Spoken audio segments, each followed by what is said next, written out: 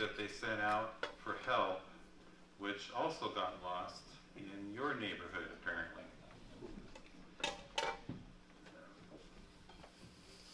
The Lost Wagon train of 1853 got started because people in the Willamette Valley wanted company, basically, mostly for economic reasons. And there was kind of slow growth during those years in the Upper Valley. So they decided to hatch this plan that involved building a road over the Cascade Mountains, and then they would send somebody out to entice people to come take a shortcut across eastern Oregon, if that's actually a shortcut, and wind up in their neighborhood for a change. Now, just out of curiosity, how many people are here who are actually descendants of people that were in the Lost Wagon train? You can see a show of hands. Well, there's a few, and I guess I know them all. My cousin John over there, and I've got 3 sisters here tonight. Well, anyway, if you were in Fort Boise in September, which is about the time that they sent someone out to bring people across eastern Oregon, you were at the tail end of the immigration. And what actually happened was they formed a group to build a road, and sometime in June of 1853, they published a notice in the local paper saying, the road is on track, we are going to go out and we're going to pilot immigrants into the valley. And they published that without realizing that the road project was actually in serious trouble. They just weren't aware of it yet. So when they did find out, the road commissioners decided to take it on themselves, apparently, to complete the road. Now, what they should have done was just say, okay, maybe it's not ready, and we'll just wait another year and we'll get it ready, but unfortunately, they didn't do that. So instead of the person who should have led them as guide, sent them out to Boise to bring these people in and guide them across eastern Oregon, it was probably, should have been William Macy or maybe Johnny Diamond or one of those folks who had already surveyed at least part of the road. Instead of doing that, they got a volunteer who had never been there before, Elijah Elliott. And he was a very community-minded person who, he was up for anything, and sure, you know, if you need me, I'll do it. And his family was coming. He had actually gone ahead of his family by 2 or 3 years to get gold in California, and then sort of settled the family. So he sent for them, and they were already coming. So he met them, and when they got to Fort Boise, and then later on in present-day Vail, Oregon, he convinced over 1,000 people to follow him on Meek's Trail. Now, just as a way of quick history, before I get too far along, I'm going to tell you a little bit about my family. I am the great-grandson of Frank Owen, who was in the Lost Rescue Party. Now, if some people who are a little bit more mathematically inclined sometimes have trouble understanding how that could be because it was so long ago. So I'll kind of explain. Frank Owen in the upper left corner there, and I hope you can see okay, he was born in 1828 and married Jane McClure, who was 14 years younger than he was. And when they settled and had kids, they had 15 children. And the 15th, actually, he died the day he was born or the day after. But my grandfather is number 13, Albert Owen. And so Frank Owen was actually 54 years old when Albert was born. And then Albert had my father, Richard Owen. Albert was 40 years old when my dad was born, and my dad was 37 years old when I was born, because I'm the runt of the litter, the tail end anyway.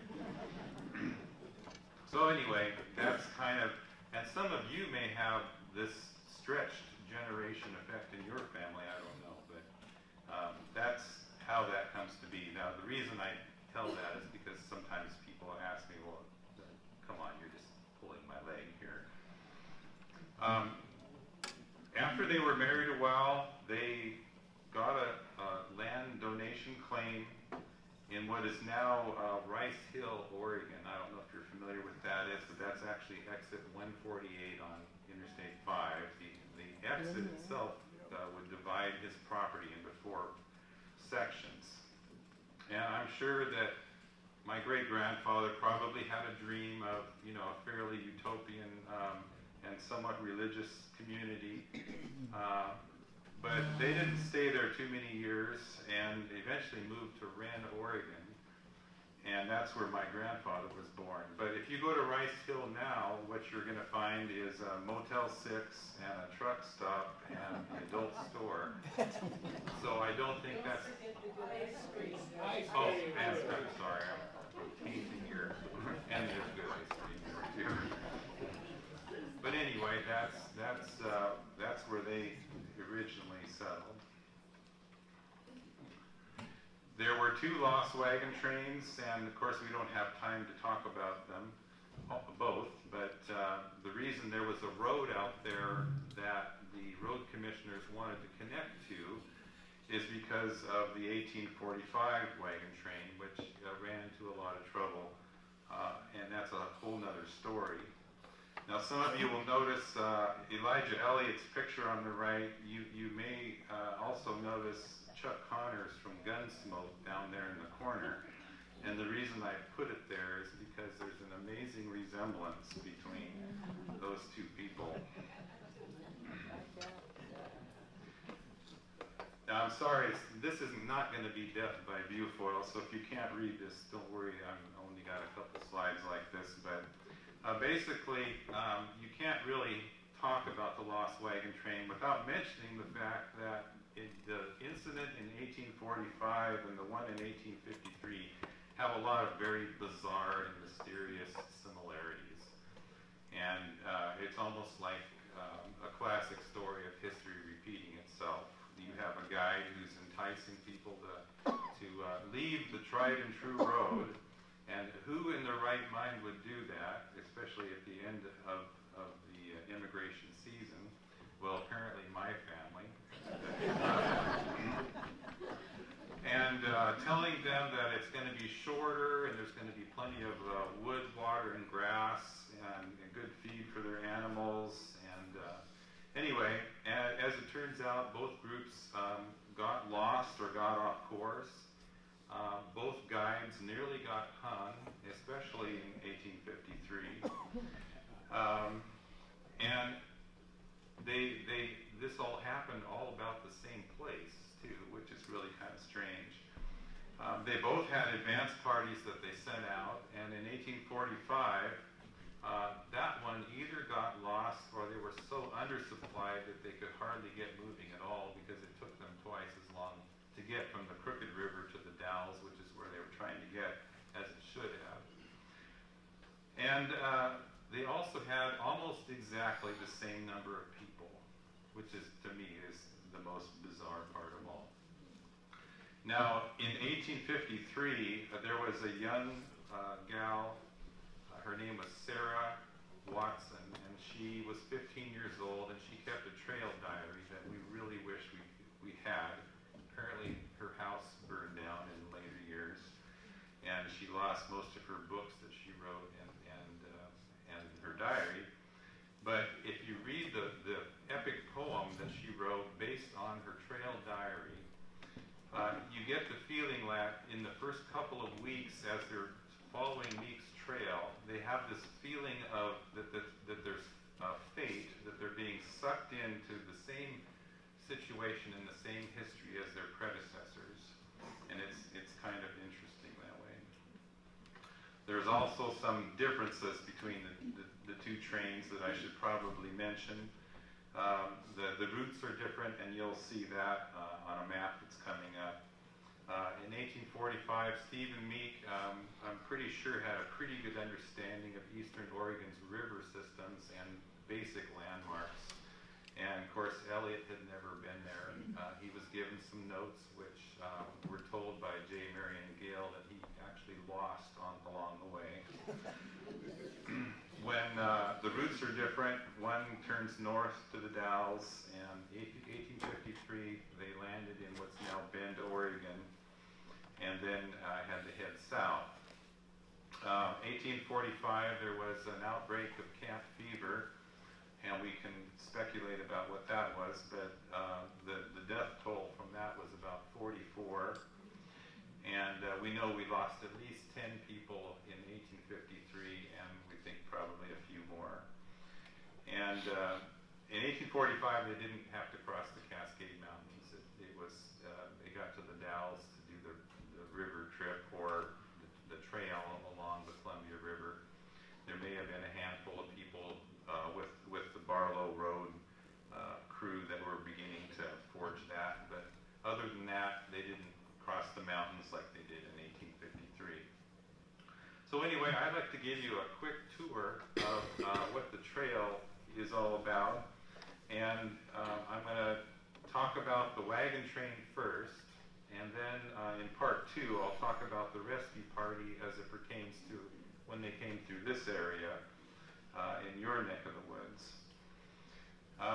So the basic routes, if you look at the top of the map, and I hope you can see it, the regular tried and true Oregon Trail is the green line at the top, and there's kind of a purplish blue one from the 1845 group. And then the red line is where I plot the group from 1853, the wagon train itself, and you can see that they went across Willamette Pass up there. 1853, the first half of the trip was on Meeks Road. So they're just following the ruts and the swales left by their 1845 predecessors, although they took a wrong turn around Malheur Lake, and we'll talk about that in a minute. The Lost Rescue Party was on a different track, and they're kind of the blue line. They were having almost as much difficulty finding their way, and they're running about a week ahead of the wagon train. And then from Glass Buttes to where they found the Free Immigrant Road, which was built for them by the Upper Valley, they pretty much had to improvise, figure out where to go, and it's across an extremely dry region. Just some terminology now. Most people are out looking for ruts if they're looking for wagon trails. Ruts are extremely rare, and you're very lucky if you see any at all. Here I'm standing on a trace, and there's a lot of places on the Lost Trail where it's easier to see from outer space because you're looking at a satellite photo and, okay, I can see where the road is, than it is when you're actually standing on it. And this is one of these places on a dry lake bed near Alec Butte. Mostly what we have are swales. This is the normal Oregon Trail just before the cutoff starts. And a swale is just a kind of a bowl-shaped depression in the ground. And it's because the animals were yoked close together and they simply tore the ground up. So it kind of created this effect.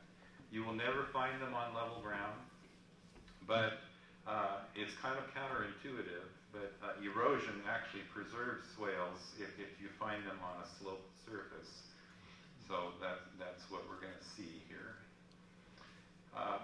Jim and Tony Hambleton did one of the surveys of Meeks Cutoff, and Tony is a researcher with the Daughters of the American Revolution, and Jim was a land surveyor for 55 years in Eastern Oregon, and they had done other projects similar to this, and they took on Meeks Trail. Now, if you can imagine being a retired couple, and you're going to go survey 435 miles of trail, most of it which is on private property, it's no small undertaking. Now, he's probably 15 years older than me, but I had a hard time keeping up with him.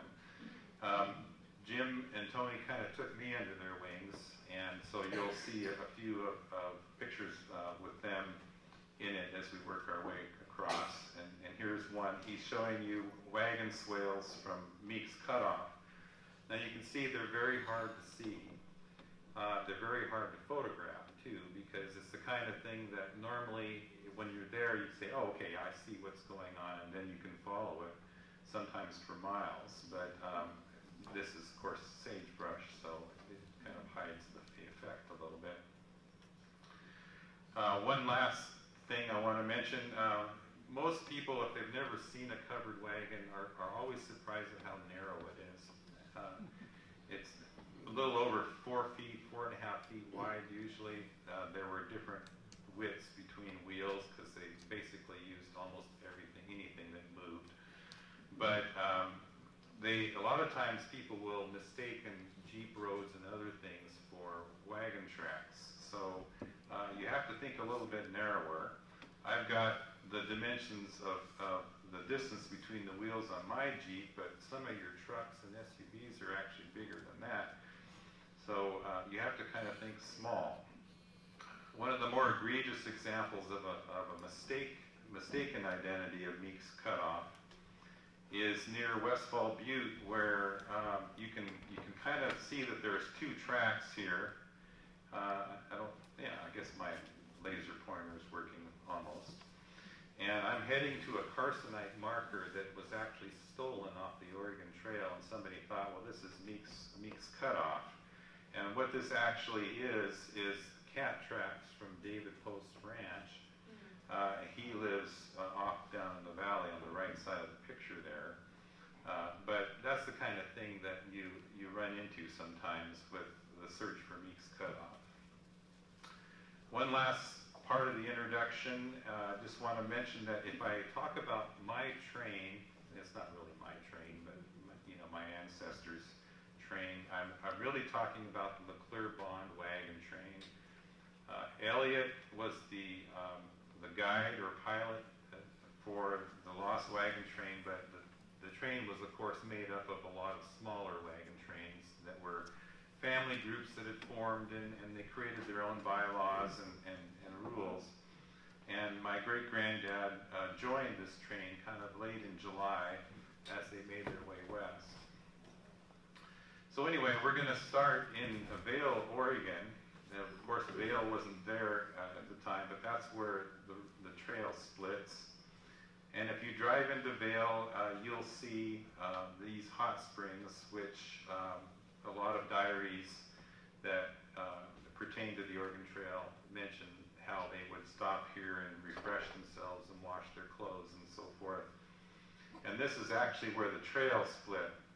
The Malheur County Historical Society left this long run-on sentence here to let you know kind of that this is the beginning of the trail, but you won't see it anywhere in around Vail because Vail has been pretty well developed, and so there's nothing left to see of the trail.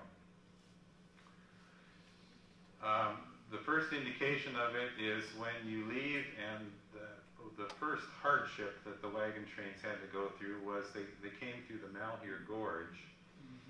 And because of the slopes of the hills, they had to cross the river. So our train actually camped up here near the cut of the mountains and came around, and Andrew McClure's diary talks about how a child was buried on the mound to their left, which we think is probably this mound over here because we know the trail comes through here. And then they would cross the stream twice here and then head on down the gorge, and it's about a 4-mile trip. This is the gorge here. And when they got to the final crossing, and this particular spot is pretty well surveyed, the trail kind of came down, here's my pointer, down along this side, and then they would cross the river. And one of our wagons ran up on these boulders. Now, the water, according to his diary, was about 2 feet deep. So it probably just covered the boulders. And they ran one of the wheels up on the boulder, and the wagon train fell on its side. And we have 4 different sources describing this story, but apparently a lot of the family had piled in this particular wagon just to get across the river without probably getting wet. And so it turned out to be kind of a humorous thing, because it was actually Hetty Bond's wagon, and she had a great sense of humor. And she was the one who thought it was so funny, but nobody else in the wagon thought it was funny. The Hamiltons use a lot of the original cadastral surveys, and you can find these online. But normally in their survey, it's very rarely drawn on the survey map, but a lot of times the trail is referred to in the field notes. And for instance, this particular spot is this one right here, and you can see how Jim is way up ahead of me. I stopped to take a picture of the swales, and he's already up here. He wanted to show me where he found some oxen shoes when he was doing the trail here. They had a campsite at Cottonwood Creek, which was pretty good, and then they followed the Cottonwood Creek up about 4 miles, and then they started into the hills. Now, Meek's cutoff, in talking about the 1845 version, was 435 miles long. It was actually, he had told his people in 1845 that it would be 150 miles shorter. It's actually 168 miles longer and about 1,600 feet higher. So the higher part was the real problem, and this is where the problem started. So they're going, for about 2 days, they're heading uphill over an area that's just blanketed in these stones. And the stones aren't smooth stones, they're sharp, jagged stones, and they cut into the oxen's, between the hooves of the oxen. And the diaries talk about how they left a trail of blood in their wake. So I brought a small sampling on the table here so you can see what they're like. They're very heavy basalt stones, and sometimes in some of the areas you find obsidian shards mixed in with them.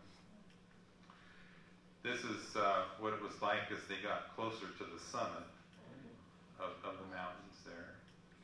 And now we're on top, and we're about to head down into Agency Valley. And it was quite a difficult descent coming down. Now, when Jim and I were up there, we broke his axle, and we're about 8 miles from the Butler ranch house, and I drew the short straw. So I ended up having to come down through these hills here. There's a place called Juniper Gulch, and I came down, and fortunately, Robin Butler, his daughter, was out driving around on her ATV, and she saw me up there, and instead of being afraid of the stranger coming in their back door, she got up there to help me, so that was good. But this slope right here, right next to where I came down, is where the wagons came down. And if you can see a road there, that's not the trail, that's the ranch road that goes up the hill, but that's where they came down. There's a faint trace coming down here into Agency Valley, and it was a beautiful place where they could kind of get rest and relief for their teams. This reservoir, Beulah Reservoir, wasn't there back then. It was just a river. If you continue through here, you'll find the only grave from the Lost Wagon trains. This is from 1845. Sally King Chambers. And she was a young mother of a couple small children. Her husband stayed behind to carve this stone. And it was lost for many, many years. And what happened was there was a fellow from Vail named Bullock. I think he owned a garage in Vail. And he used to come up to the reservoir to fish. And he would hear stories about this grave, but nobody knew where it was. The story was around, but nobody could remember where it was. And so he spent several years in the 60s looking for it, and he finally found it. Lowell Tiller and the Oregon-California Trails Association came in. They built a fence around it, and it has a placard, and they set it in a base. The reason it took them so long to find it was because it had just fallen over. I don't know if it fell face down or face up, but anyway, it's still there. And her family is buried in the same cemetery that my great-granddad is buried in Kings Valley. The Roland, the Chambers, and the Kings, and her husband Roland Chambers. And anyway, Meeks Trail has landmarks, and Castle Rock is one of the main ones. You can see, they called it Fremont's Peak in 1845, but you can see it from the beginning of the trail, and you can see it from Harney Valley if you go the other direction.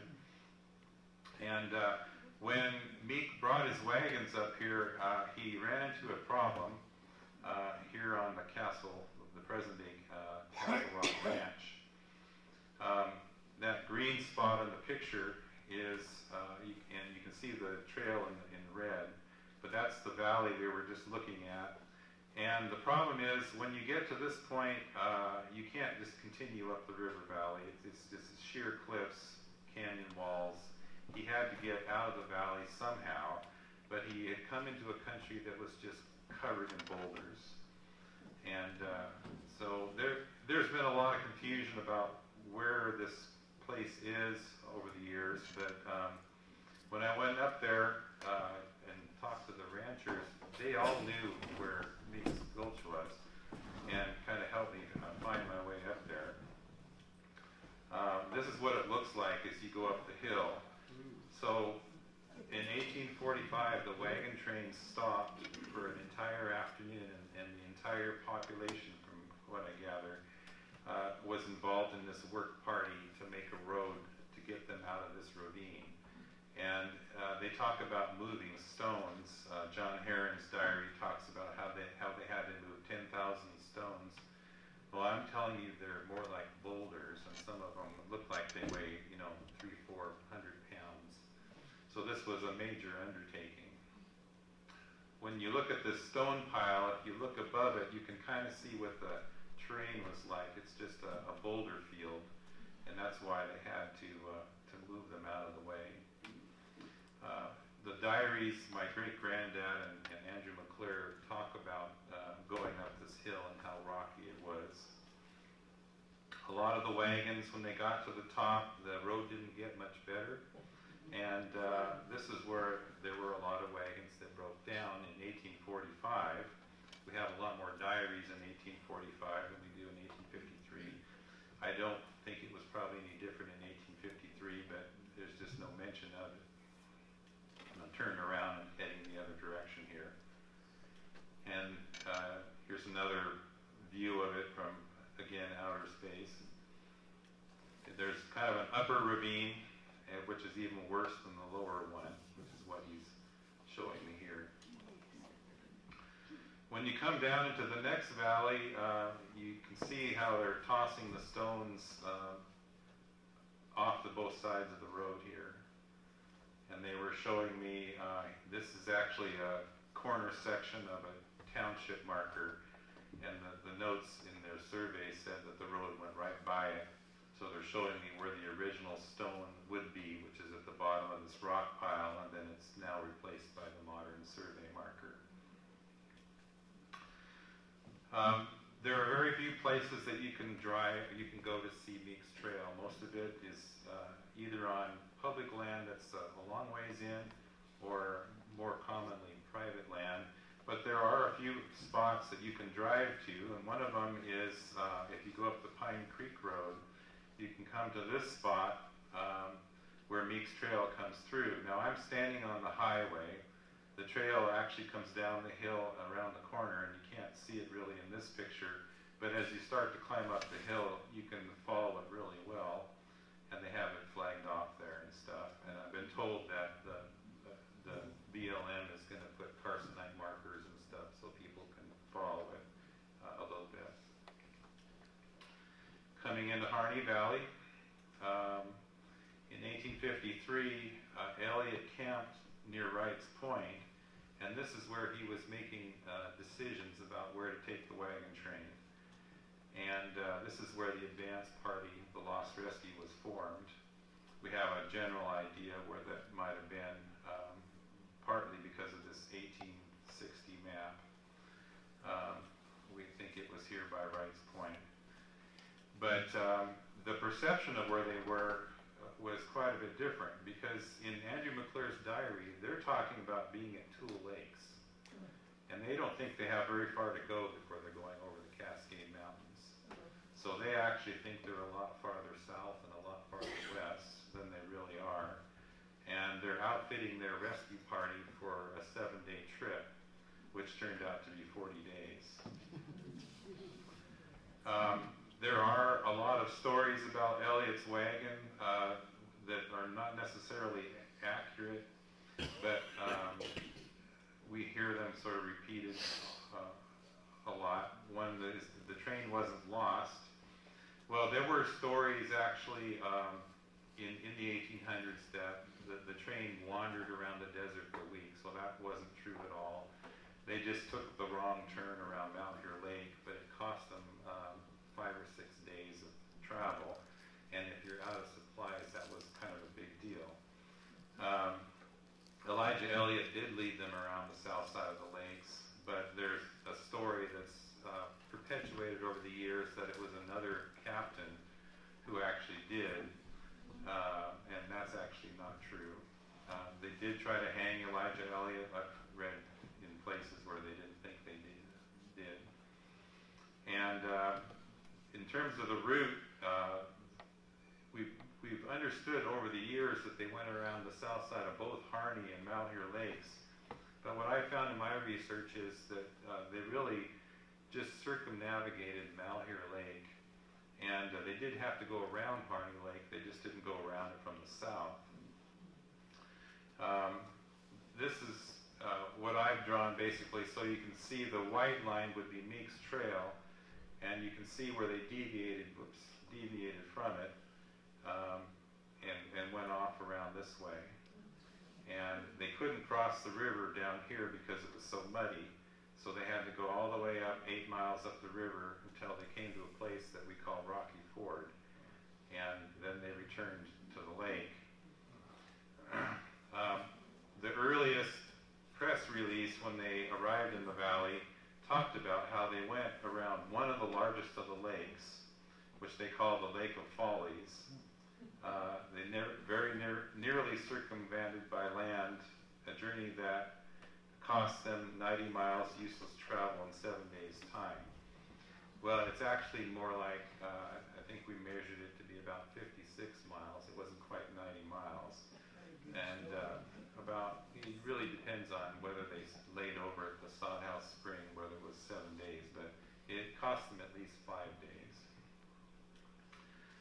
In the poem by Sarah Watson Hamilton, she talks about them being in the Narrows, and they couldn't have been in the Narrows and gone around the south side of Harney Lake the way that we used to understand it. I'm not going to read the whole thing because, frankly, I can't even see it from here. I'm becoming as blind as a bat. There are other accounts, this one by Judge Edwin Brian Watson, that talk about going around Malheur Lake and coming back within just a few miles of where they started. And this is also the story in John Hamilton McClure's poem. Anyway, if they, where they tried to hang Elijah Elliott, it probably would have been in that circled area that I've got in yellow there, somewhere in that general vicinity, because not everyone followed around the south side of the lake.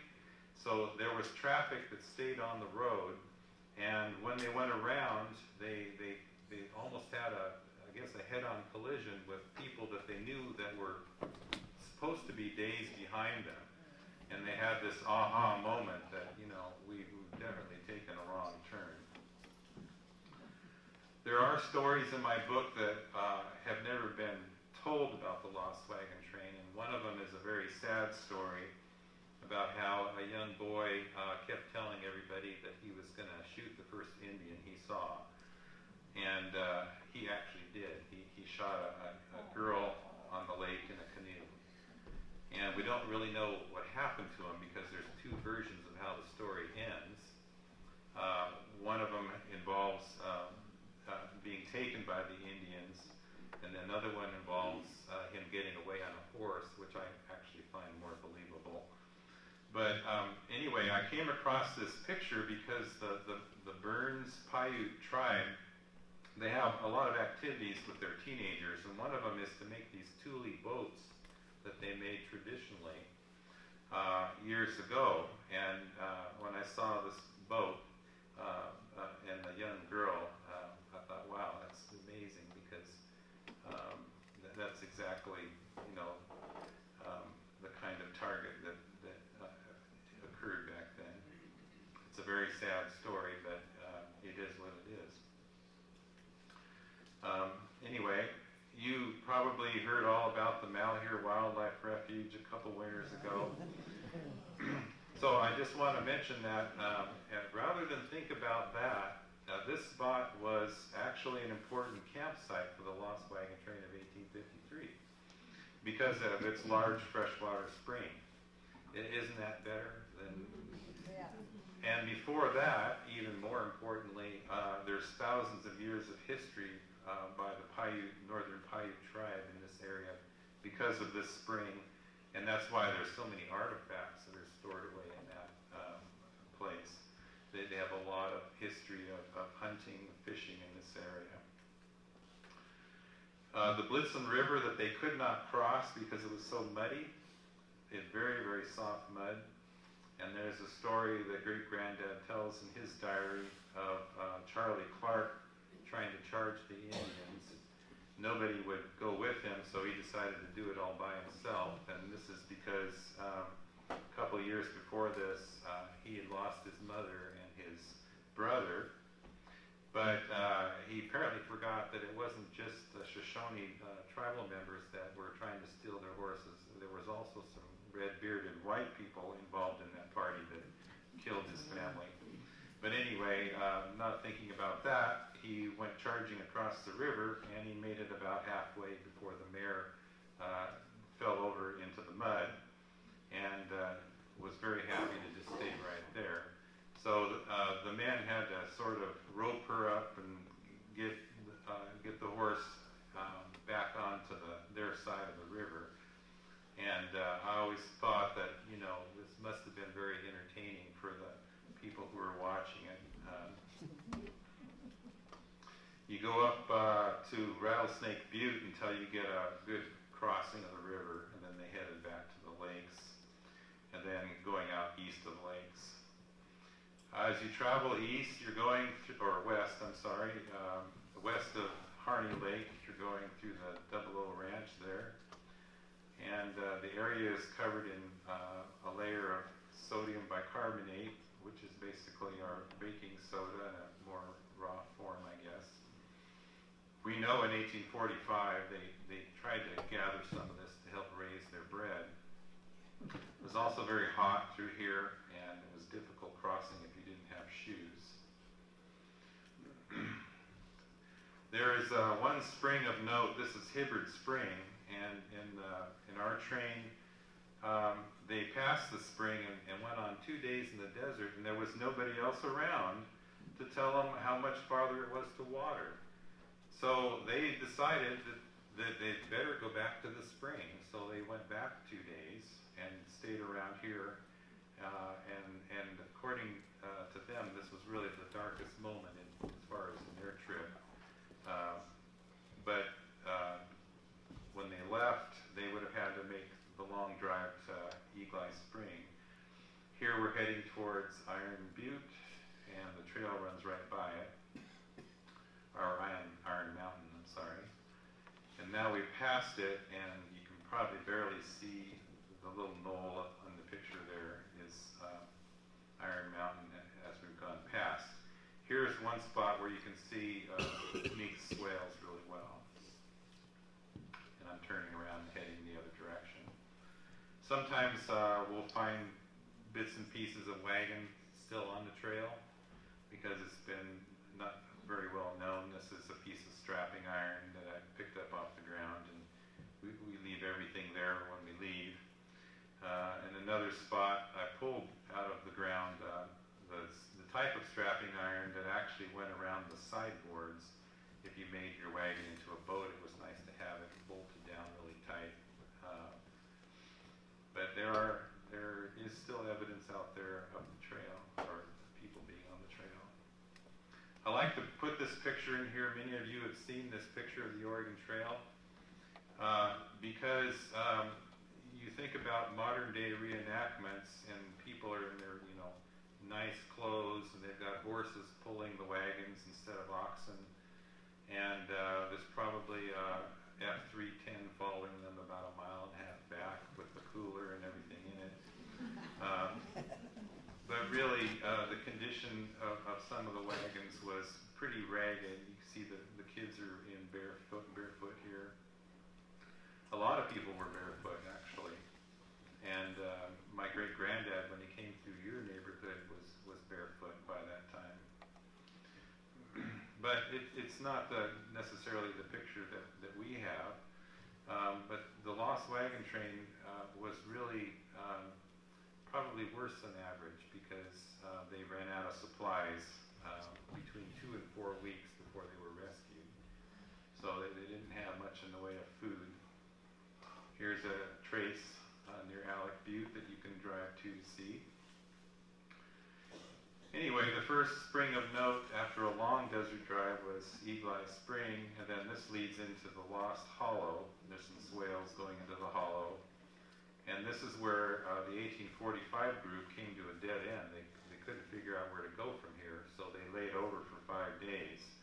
The problem was when you have your whole wagon train together, 1,000 people and several thousand head of cattle, and you've got a stream that's about 1 foot wide and 5 inches deep that barely runs at all, then you got difficulties, and they definitely suffered for water here. Here's Don and me at the Lost Hollow, and the lost cows we found at the Lost Hollow. The trail splits, if I can hold the right picture, sorry. At the Lost Hollow sinks, we're going to head west, and the 1845 group is going to head north, and this is right by Glass Buttes. Now, we'll have to tell you that from here on, there's never been any comprehensive survey of Meek's Trail. What we have are the narrative of the immigrants to follow, and the mileage that's in my great-great-grandfather's diary, James McClure. He has mileage record that we're using, and that's really all we have to go on right now. So there's still a lot of work to be done. But following his mileage and their description, this is how I'm plotting the route from here on. Now, one of the things to mention here, Hampton Buttes is what you're looking at. And there's kind of a forgotten geological fact about this particular area. And the reason is because modern irrigation has used up what comes out of the hillside. So there no longer is a South Fork of the Crooked River, but there was in 1853. And according to Kate Jones, it was a stream that was about the width of a common door. And in John Hamilton McClure's poem, he talks about a small tule being there. Well, a small tule is not the GI springs that are in the middle of the GI ranch. That's an enormous tule. So we think that they were here, and this was the last water they had now for 60 miles. So if you can imagine, you're hiking, you're on foot, and of course they're carrying water, but what are the animals going to use? And they made it, at least our train did, in 3 days. They took it in 20-day chunks. Now, there are a lot of stories after the second day in the Lost Wagon of 1853 of the animals giving out, the oxen giving out after 2 days. So they are leaving their wagons now, and they're following the animals, they're following their horses and cattle. The animals can smell the river when they got close enough, and they're actually following the animals to the river, and with their wagons left behind. And then after they refreshed them, they came back for the wagons later. This is about 2 days' journey to the Three Sisters, and that's what they're aiming for. That's about all that Elijah Elliott knew, for sure, was that they had to find the Three Sisters and then go south to Diamond Peak. And the 1800s, George Milliken was the first person to settle this area, and he talks about finding part of the trail from the 1853 group and grave and some parts of wagons there. And this was right by the Dry River Canyon. And there's other stories of the Hill family who was in front going down to the end of the canyon and trying to dig for water there, and apparently they were fairly successful. I think that there are wagon swales there. We have kind of followed using Hill's narrative. There are swales. We don't know for sure whether they're 1853 swales or not, but anyway, that's something that we're working on. But Bend, Oregon is basically where the Lost Train went to. And the Lost Rescue Party crossed, I believe, at the old Immigrant Ford, which was a shallow spot on the river, at the bend of the river. Sorry I'm jumping around here. This is my new clicker, and you can tell that it's probably not the clicker, it's the clicky that's having the trouble. But if you're in Bend in modern times, you would be at the Old Mill Shopping Center, looking at the river. But back then there were some good bottomlands here, and the lion's share of the group was just a little south of there. And we know this because of stories of their immigrant graves being by this old fish hatchery there up in the tree line. But there's often a lot of space there, and you could put hundreds of wagons. And they stayed here, and they had to stay here for about 6 days until they found that road that was built for them. There was nobody here to tell them where to find the road, so they had to go find it themselves. Nowadays, the Farewell Bend Park is that same property. Anyway, the trail, if you were to follow it, is on the west side of the highway between Bend and Lapine. I'd be careful getting out to follow it because a lot of that's private property, but it does track through here. Now at the very top, this GPS set that I got from Del Spencer in Octa, this is actually Macy's 1854 wagon train up here. Ours kind of came up similar to what the highway did. And then they both come down this way, and they found the Free Immigrant Road down here, and they started following it over the mountains. And the best part of it, if you ever want to go out and hike and see it, is kind of up in this area by Crescent Lake and up by the summit. At least that's what I think. Zane, you probably have something to say about that too. Zane was on a lot of our hikes, but here's my son here looking at a portion of the road that's still there. And the scouts in the early 1900s would mark it with tin can lids to sort of maintain it. Towards the top, you do see a few ruts, and then when you come down the western side, it disappears completely. Being on the west side of the mountains, that doesn't preserve trails very well. And then they followed down the Willamette River, and a long ways to go until they got to Lowell, Oregon, 27 river crossings. So anyway, that was the route of the 1853 train. Now, I'd like to show you a little bit about our efforts to figure out where the advance party went through the Three Sisters Wilderness area. Now, I don't know if you're aware of it or not, but the advance party, 8 men from the Lost Wagon Train, were probably, at least we know that they're the first known Euro-Americans to come through the Three Sisters Wilderness and down through this area, through the McKenzie River.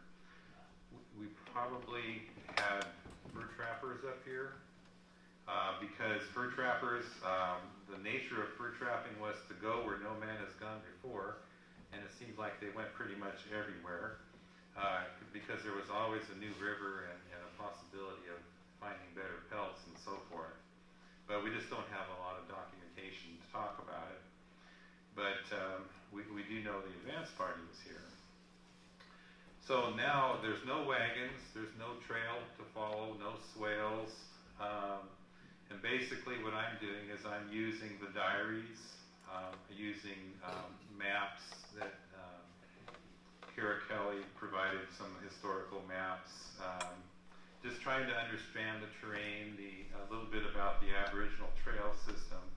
And there's a few places in the diaries where you know for sure, okay, we know where they were here, and so you start with those kind of key places and then try to reconstruct a theory about how they got across the mountains.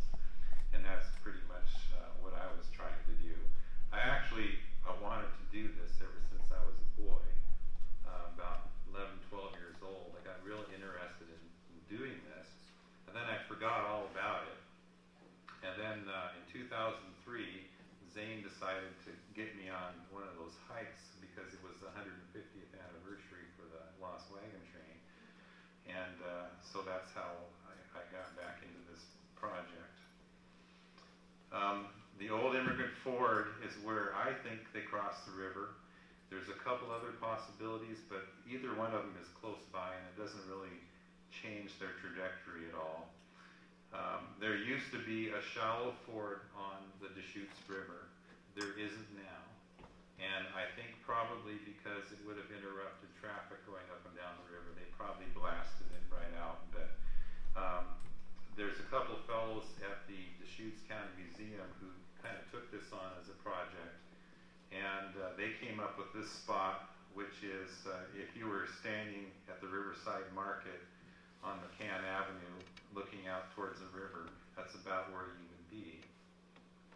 I did hear from the owners of Deschutes Dunes who now own a place that you can stay at, right, that's nowadays right up here, that a few years ago the river got dried up. It got really shallow. I don't know how far down it was, but it was kind of an unusually dry period. And their neighbors found a Model A on the river bottom. So maybe because it was, Bend was kind of wild in those days, or maybe someone was trying to cross at the shallow and maybe missed it. I don't know, but anyway, anything's possible. They were aiming for between the South and the Middle Sister, and when they approached the sisters, most of the group didn't think that these were the three sisters. They thought that one of these must be Diamond Peak. Coming along Triangle Hill gives me kind of a general sense of where they are north and south, and you can see as you approach the hills that you've got to come into this low point in the horizon if you want to get through the mountains. And it intersects a meadow, which is about 5 miles from the summit. And this is kind of what we came up with probably was their campsite on the east side of the mountains. So here we are. This is the advance party of 2011. There were 8 members, one for each person in the advance party. However, the 8th member was my dog, Zelda. And I'm told, at least by Megan and Peter, that she must have taken this picture because she's not in the picture. But this is my foster daughter, Megan, my cousin, Peter, Ian Van Giesen, who's my grandnephew. John Van Giesen is a police lieutenant in Port Orchard. My son, Evan, and Zane is here. He's sitting in the back. And it made a great family hike. Although we might have taken a few misturns along the way, but we basically got ourselves lined up with their trajectory and tried to follow the terrain and see where we would come out. And we're kind of headed here. And of course there was a lot of river crossings. And here we are at the meadow where we camped. And then the next day you head up to the summit. And here we are crossing Wickus Creek. Zelda's trying to help Jesse here. This is actually a previous hike. There's a wonderful little creek that goes up here, and this would be a great place for a modern trail to be built because it's so beautiful. Because there's springs all up and down there, and there's water flowing come up through this valley, and then you're up on the shelf in what's the South Fork of Wickus Creek.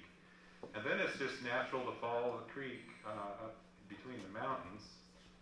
And just before you get to Camp Lake, you're presented with this choice. You can go left, and the diaries say, my great-granddad's diary said they turned south towards the South Sister.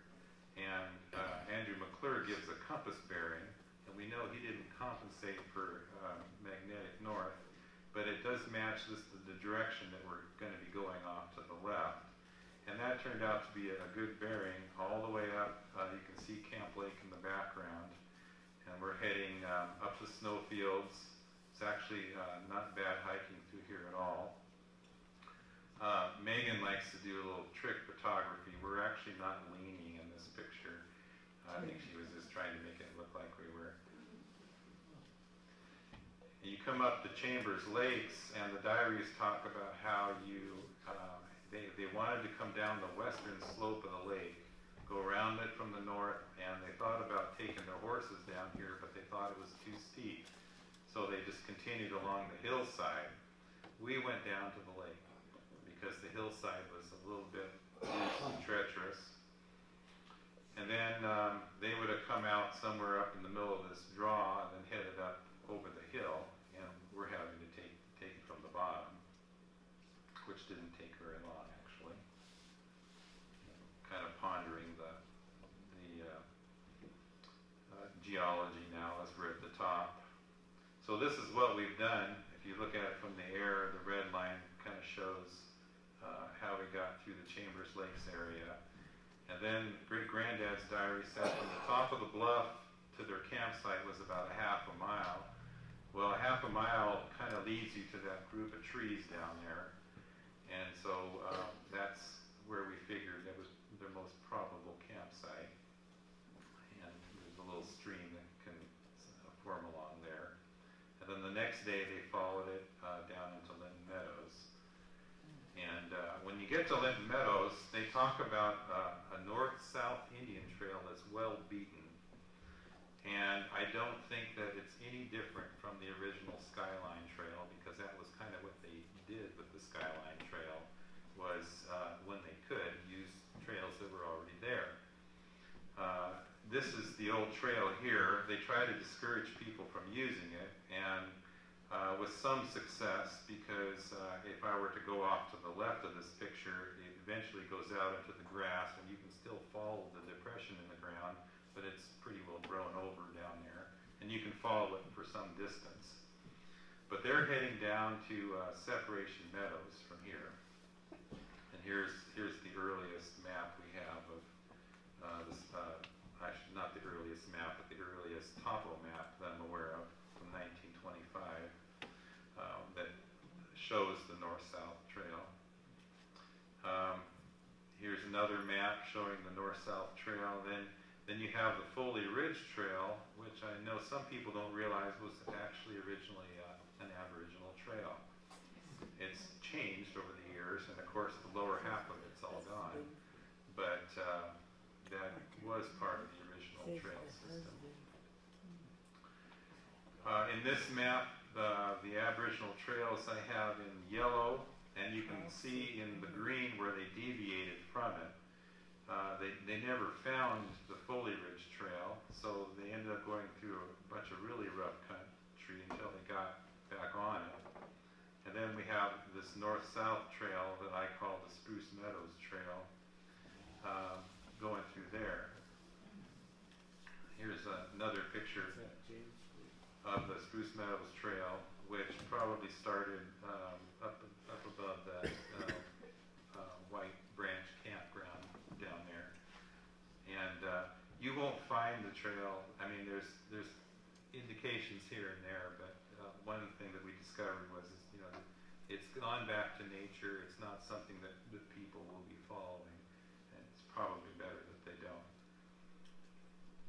We're in Separation Meadows now, and one of the things that happened to the Lost Party, they're still looking for the road at this point. So they're going to try to follow Separation Creek down the watershed. And they get down through here, And there's a trail that leads down the water trail a short distance and kind of stops. Well, when you get down to that hillside near Indian Holes, there's water everywhere coming out of the ground. So I'm standing in mud taking this picture. There's rocks and mud, and the whole hillside is this way. And they talk about how they got most of the way down the hill, or I don't know how far they got, but they came to a barrier of alder, and that's kind of what's at the bottom of this this growth down there. And then they gave up and went back up the hill.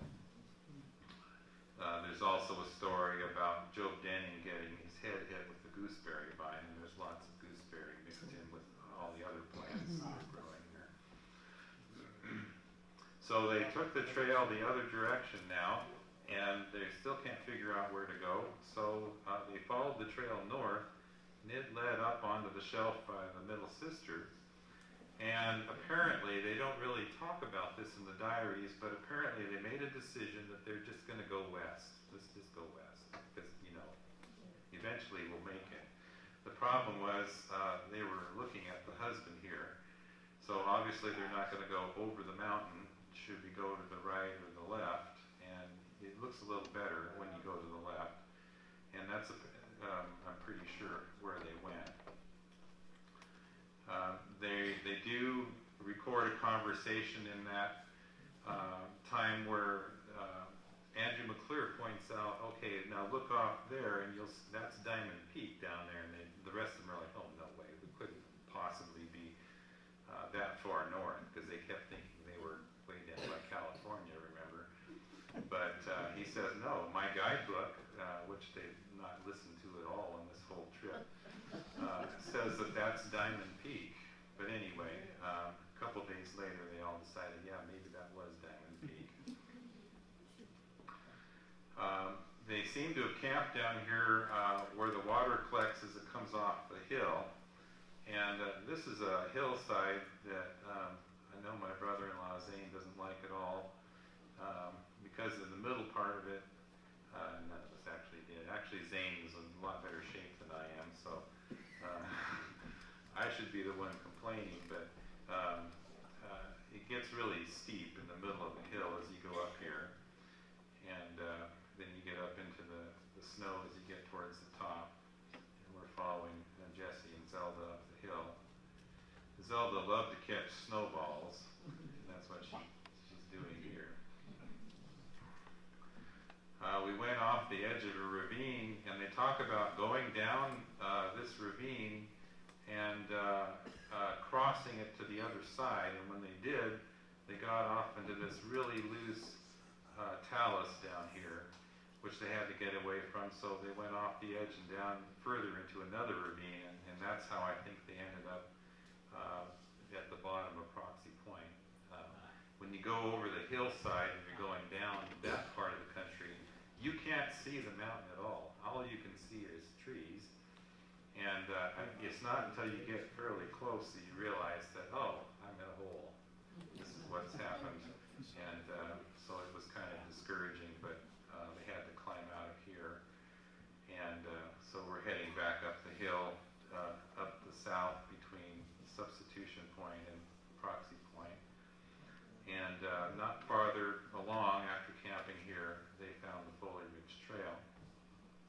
Now, some of you know that there is some of the old trails still up there, and you can actually do kind of a loop hike on that trail from, if you go in the modern trail and then turn off, if you know where to turn off, it'll take you down to a place where you can get off on the road down below and hike out that way. That part of it's still in pretty good shape. And here's pictures of it here. The Spruce Meadows Trail, we found very, very little indication of it anywhere. So I'm basically just showing you pictures of our little expedition. There was 4 of us that went out to try to get some sense of where it might have been. And this is us hiking kind of through the Foley Plateau in various places. We found found some indication of the early equestrians that were using the trail for their hunting trips and so forth along the way. And we also learned in this project that Toketee Lakes has moved. I don't know if you were aware of that or not. But I'm pretty sure that this is the original Toketee Lake. And it's actually quite beautiful, but it's a little bit north of the one that's on the map. And there's two lakes next to each other, Toketee Lakes, that's what they call it. But the one on the map now is a little bigger than this. But this was actually, next to the lake, there was a large area where people were camping on their horseback trips for hunting trips. And we're looking at, what we feel are probably, early Euro-American activity up there. Anyhow, there were meadows that the native tribes, and we don't know what tribal groups this really was in this area, at least I don't, but the meadows created a great place for them to grow huckleberries, to hunt small animals. Many of the artifacts that are found up there are related to skinning small animals and things. And it was probably a hub of a lot of activity at one time. The advance party came across these huckleberries, and of course, being as hungry as they were, gathered them up as much as they could. And they also found elderberries along the river there. Well, when they came down Separation Creek, and here Separation Creek is now coming into Horse Creek, I think this was probably the most difficult part of the trip for the advance party. It's kind of baffling when you consider how quick you can drive down the road from here to where the rivers converge. They spent 5 days going through here, and the party had already split up.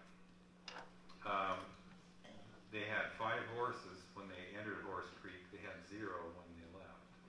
In fact, at the beginning of the trip, they had 10 horses. There were 8 men, and none of the horses made it. But one of them fell in the river, and they butchered it. And then the next day or the day after that, another one fell and was crippled, and that left them basically with one crippled horse and then 3 others, and they abandoned those horses.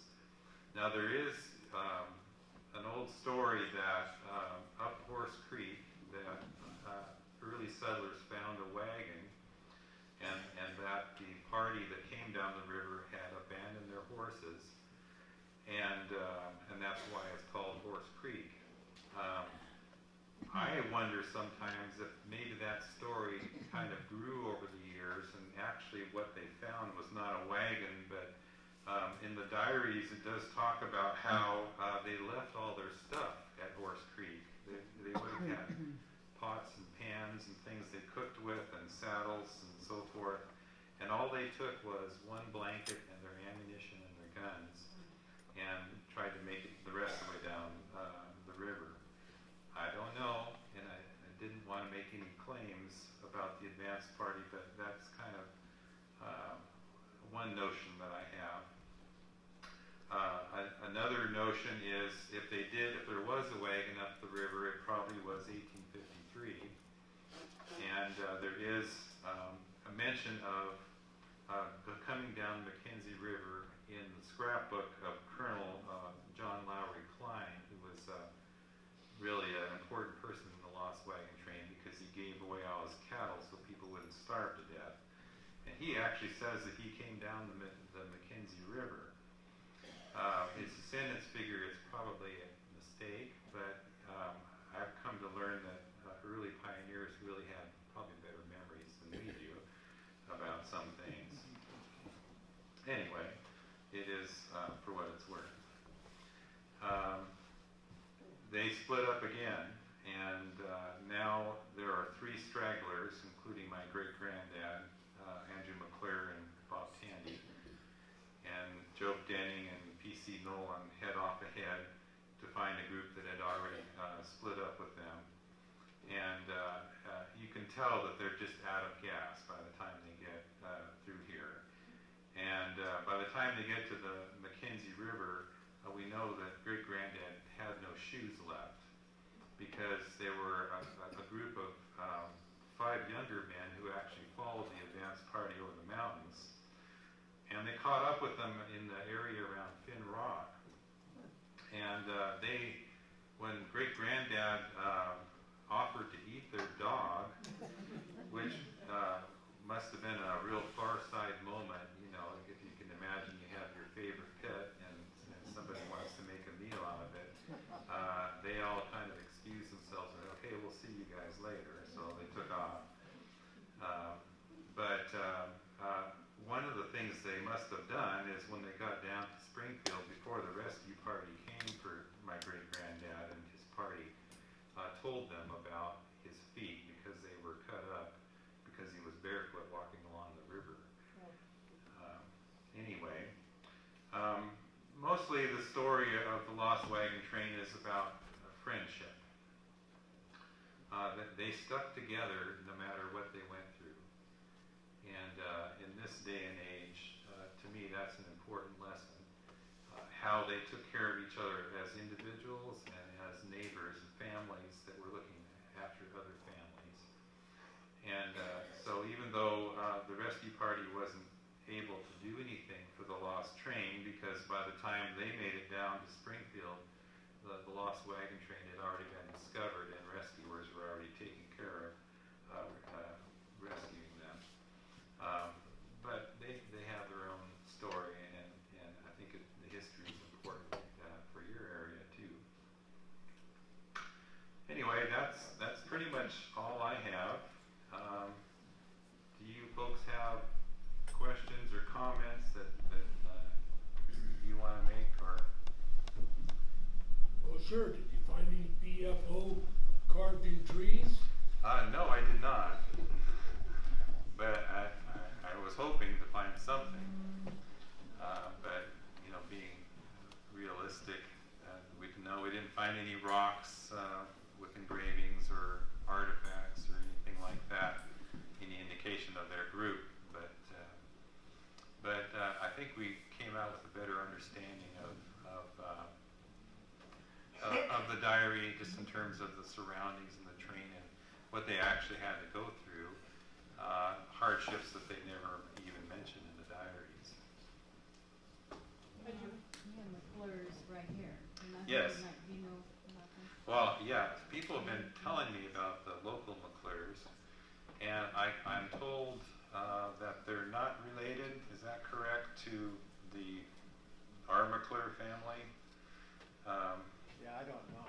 Okay, well anyway, I don't think they You're are. out of the need. Yeah, going farther back they are. Did you know about the diary? Has your family known about the diary since it was kept, basically? Handed down from... Yeah, I mean, I grew up hearing about it. We always had a transcribed copy. We don't know what happened to our original Owen diary.